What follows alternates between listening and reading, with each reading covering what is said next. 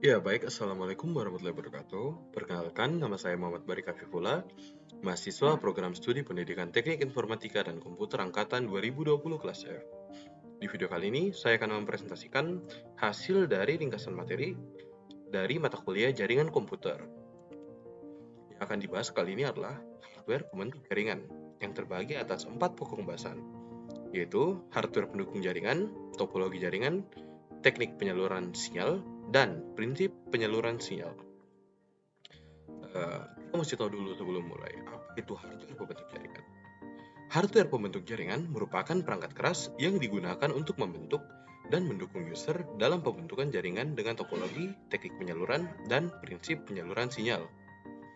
Adapun sedikit quote sebelum mulai dari Stephen Hawking, kita semua sekarang terhubung dengan internet, seperti sel-sel saraf di otak raksasa.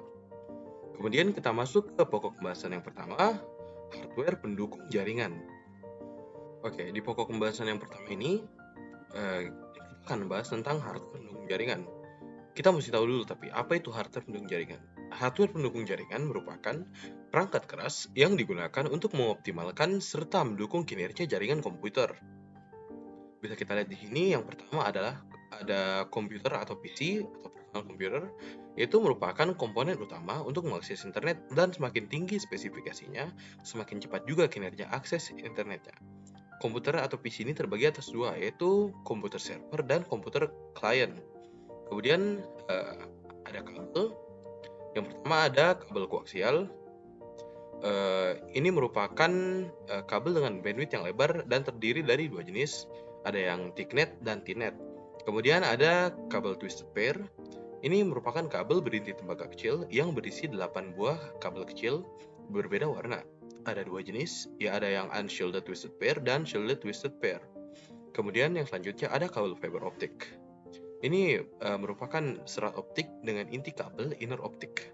Kemudian yang terakhir ada kabel telepon, yaitu dua kawat sebagai penghubung data dan satu kawat sebagai pengaman agar tidak putus saat dibentangkan. Kemudian selanjutnya ada hub dan switch.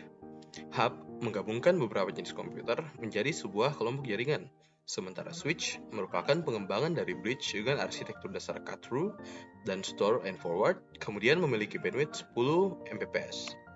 Kemudian ada router, ini meneruskan paket data jaringan dan membagi jaringan menjadi beberapa segmen atau menyatukan segmen-segmen jaringan. Oke, selanjutnya ada repeater. Repeater merupakan penguat sinyal dari kabel. Kemudian ada network interface card, yaitu papan elektronik pada komputer yang akan digunakan ke suatu jaringan. Kemudian ada bridge yang mengulang paket dari suatu segmen jaringan ke yang lainnya.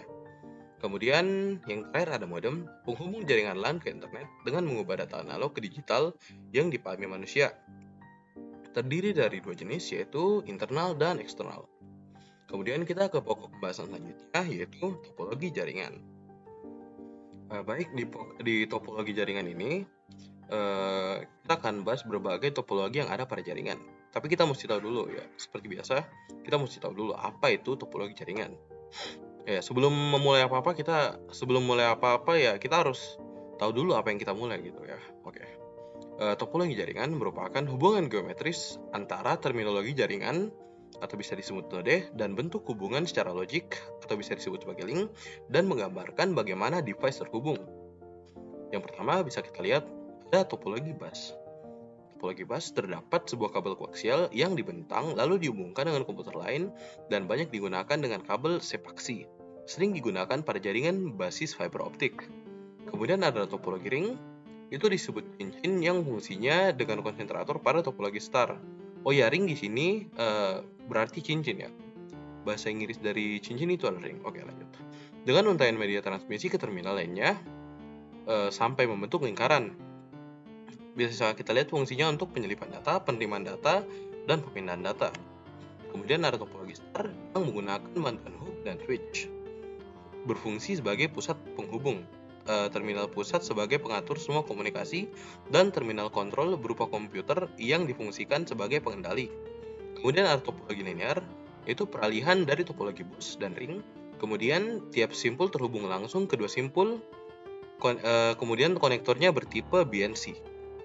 Kemudian ada topologi tree, yaitu merupakan kombinasi dari topologi bintang dan bus yang terdiri dari kumpulan topologi bintang yang dihubungkan dalam satu topologi bus, digunakan untuk interkoneksi antar sentral dengan hierarki yang berbeda dan cocok digunakan pada sistem jaringan komputer. Kemudian ada topologi hibrid, yang merupakan gabungan dari beberapa topologi dan bisa memadukan kinerjanya.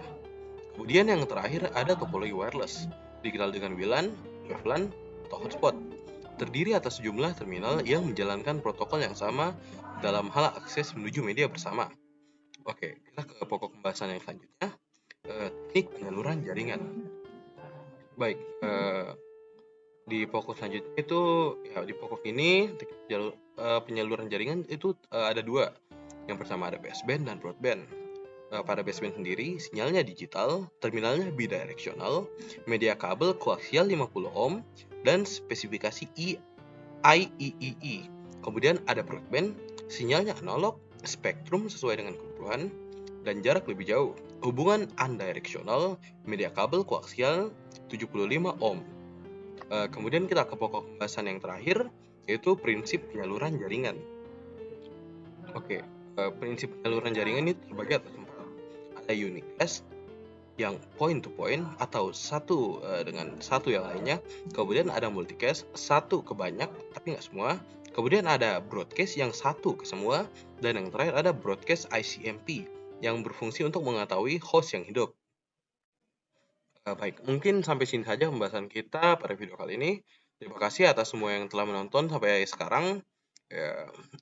Mohon maaf gitu bila ada kesalahan kata dan lain sebagainya.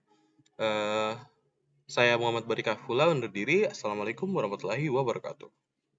Keep charming, stay focused. See you later, alligator. Bye.